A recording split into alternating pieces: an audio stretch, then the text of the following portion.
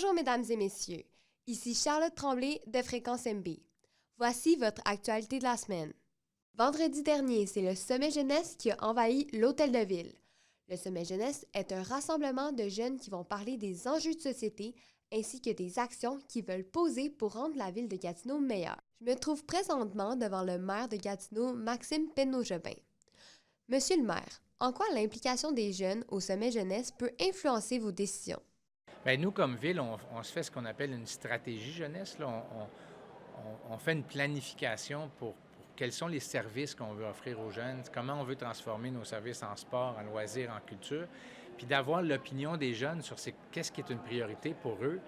Pour moi, c'est essentiel parce que nous, on a nos idées, mais moi, à 51 ans, je n'ai pas les mêmes idées qu'un jeune de 14, 15, 16 ans.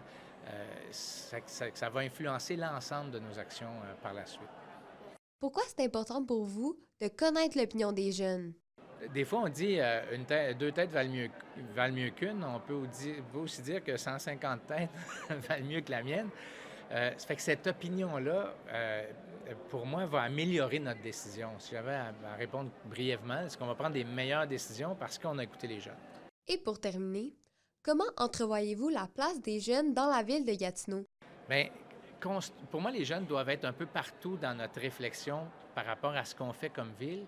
Ils doivent pouvoir s'exprimer parce qu'on construit des meilleurs citoyens. Plus les jeunes connaissent la ville, ses défis, ils sont capables, de nous influencer, mais sont aussi capables de se construire comme futurs citoyens qui ont le droit de vote, qui se présentent peut-être aux élections.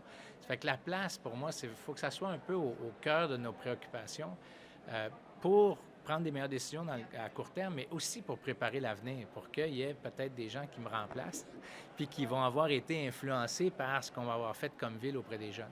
C'était Charlotte Tremblay pour Fréquence MB. Maintenant, nous sommes de retour avec Zoé qui va nous parler d'une découverte qu'elle a faite cette semaine.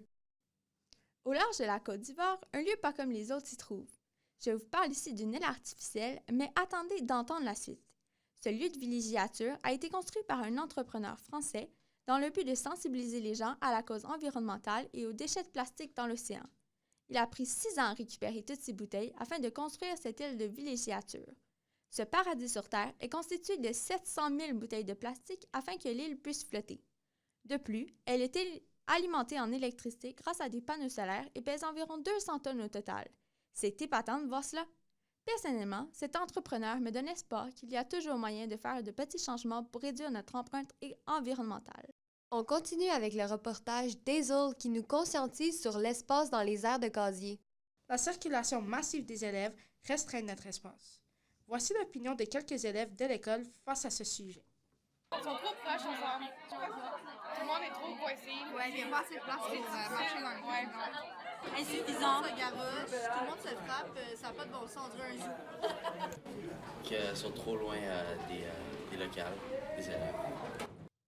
On continue avec les sports. Cette semaine, nous soulignons l'implication d'un membre très important en ce qui concerne les sports à l'école. À toi, Guillaume. Lundi 9 décembre avait lieu le gala des Panthères de l'équipe de football de l'école. La soirée s'est très bien déroulée et plusieurs prix ont été remis. Nous aimerions souligner, pour une dernière fois à Fréquence MB, l'implication de coach Lunardi dans le football à Montbleu. À travers toutes ces années, il a su inspirer beaucoup de jeunes à pratiquer un sport. Voici d'ailleurs quelques hommages que Fréquence MB a récoltés pour coach Lunardi.